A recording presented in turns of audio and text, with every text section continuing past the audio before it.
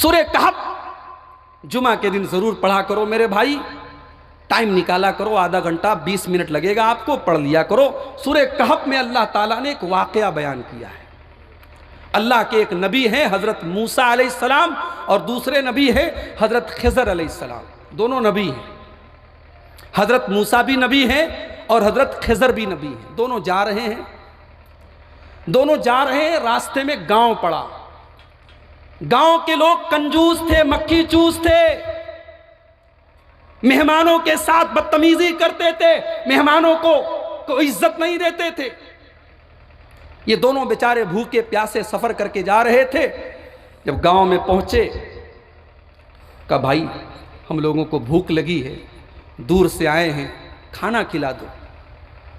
गांव वाले बखील थे, कंजूस थे। उन्होंने कहा जाओ चले आते हैं मुंह उठा करके, पता नहीं कहां से आए, हम चले इनको खाना खिलाने। गांव वालों ने इनकार कर दिया। हजरत मूसा अलैहिस्सलाम और हजरत खिज़र अलैहिस्सलाम दोनों भूखे हैं और गांव वाले कंजूस हैं, लालची हैं, उन्होंने खाना नहीं खिलाया। दोनों बेचारे थके हारे एक मकान की दीवार का सहारा लेकर के बैठ जाते हैं। अचानक हजरत खिज़र ने देखा कि मकान की दीवार गिरने वाली है,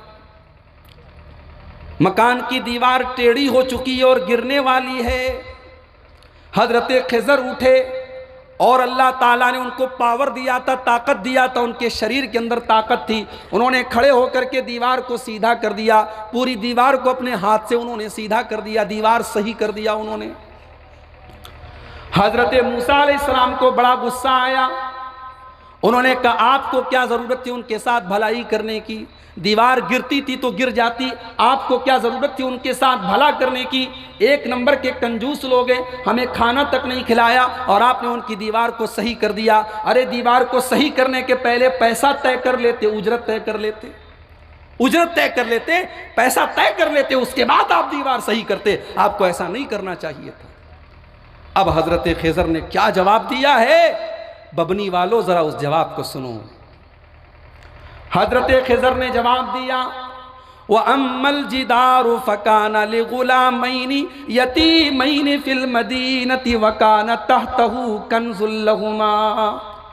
ऐ मूसा, वो मकान, जिस मकान की वो दीवार थी, वो मकान 2 यतीम बच्चों का था, 2 अनाथ बच्चों का था। उनके पिता का इंतकाल हो चुका था, उनके बाप का इंतकाल हो चुका था। 2 यतीम बच्चों के मकान की दीवार थी। वकाना अबूहुमा सालिहा, और उनका बाप एक नेक आदमी था, एक अल्लाह वाला आदमी था, एक नमाजी आदमी था, नेकी करने वाला आदमी था। फ़अराद रब्बुका अन यब्लुगा अशुद्धहुमा वयस्तखरिजा कंज़हुमा। अल्लाह ताला ने उस नेक आदमी के यतीम बच्चों के मकान के अंदर एक खजाना छुपा हुआ था। अल्लाह ताला ने मुझको हुक्म दिया, ऐ खिज़र जाओ उनकी दीवार को गिरने मत दो, क्योंकि दीवार गिर जाएगी तो दीवार के नीचे जो खजाना छुपा हुआ है, जो उनके बाप ने अपने बच्चों के लिए खजाना छुपा करके रखा है, वो खजाना गांव वाले लूट लेंगे। गांव वाले लालची हैं, बखील हैं, कंजूस हैं, गांव वाले ले लेंगे। ऐ खिज़र उस दीवार को गिरने मत दो, ताकि वो यतीम बच्चे कल जब जवान हो जाएं तो अपना खजाना ले लें। बात समझ में आ रही है?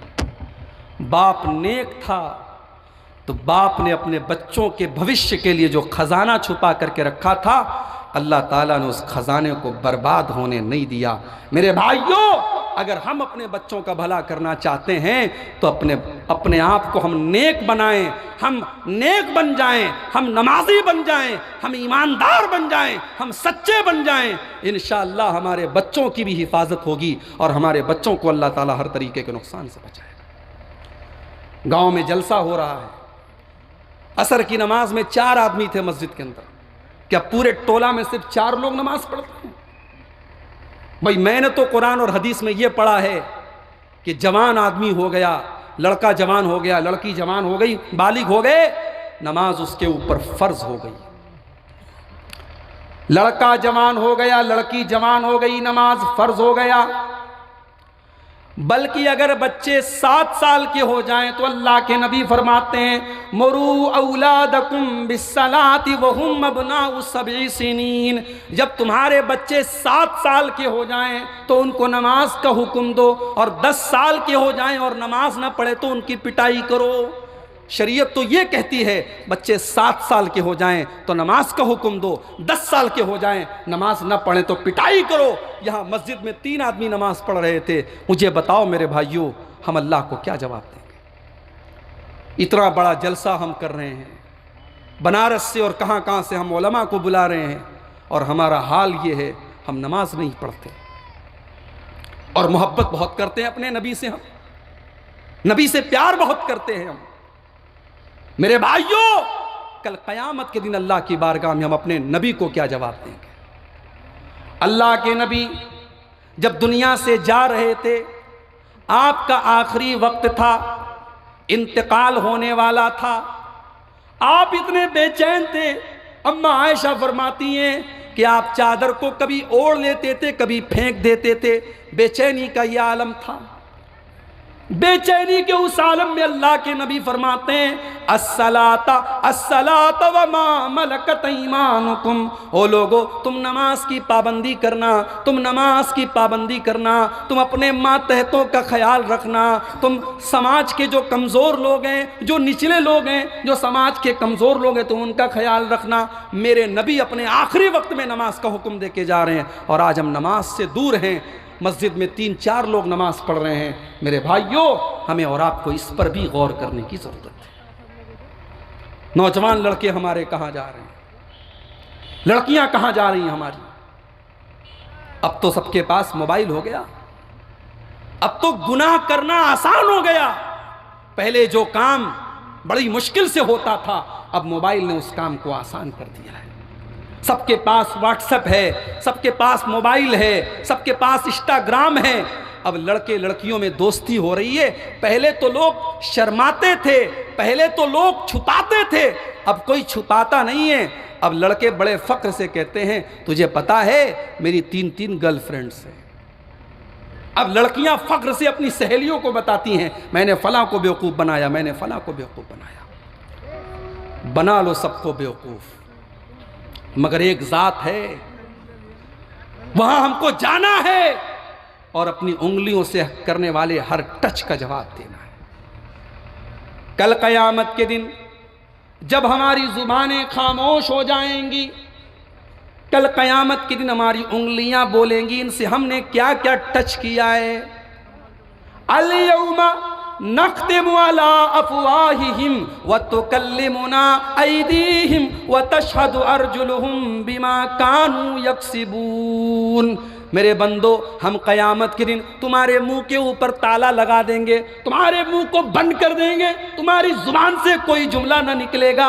कल क़यामत के दिन तुम्हारा हाथ बोलेगा तुमने इससे कहाँ कहाँ टच किया था, तुम्हारा पैर बोलेगा तुम कहाँ कहाँ चल कर के गए थे, हाथ बोलेगा, पैर बोलेगा, तुम्हारे बदन के चमड़े बोलेंगे, तुम्हारा पूरा शरीर गवाही देगा तुमने क्या क्या किया था। हाथ गवाही देगा, पैर गवाही देगा, शरीर गवाही देगा।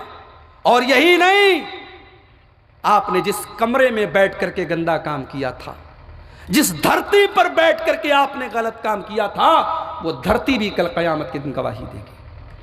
इज़ा ज़ुल्ज़िलतिल अर्दु ज़िल्ज़ालहा व अख़रजतिल अर्दु अस्क़ालहा व क़ालल इंसानु मा लहा यौमइज़िन तुहद्दिसु अख़बारहा। कल क़यामत के दिन ये ज़मीन भी बोलेगी, ये धरती भी गवाही देगी, ये ज़मीन बताएगी इस ज़मीन के ऊपर तुमने कौन कौन से पाप किए थे।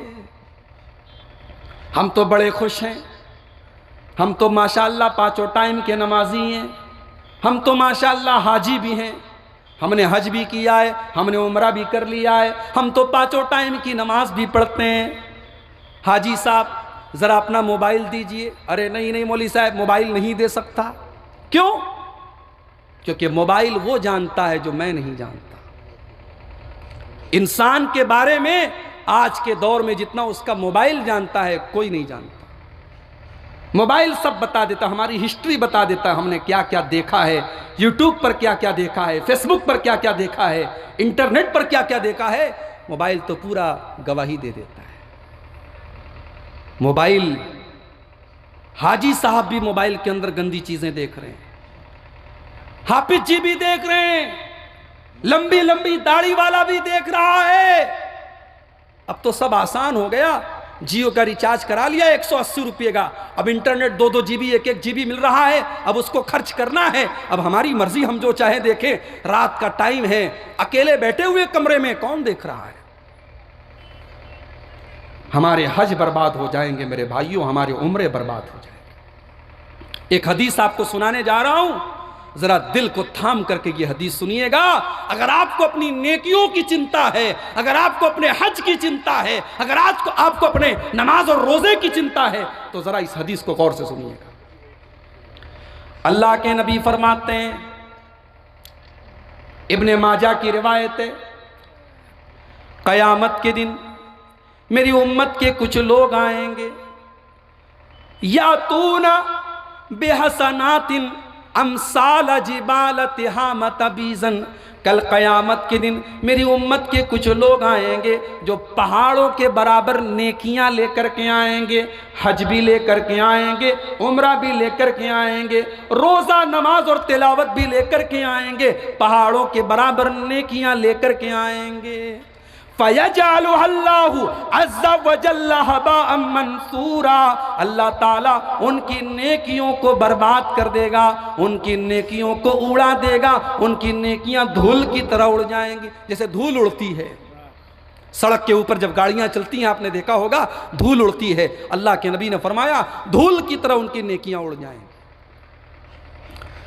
सहाबी ने सवाल किया, ऐ अल्लाह के नबी सिफहुम लना व जल्लिहिम लना, ऐ अल्लाह के नबी वो कौन बदनसीब लोग होंगे जो पहाड़ों के बराबर नेकियां लेकर के आएंगे मगर अल्लाह ताला के यहाँ उनकी नेकियां शुमार नहीं की जाएंगी।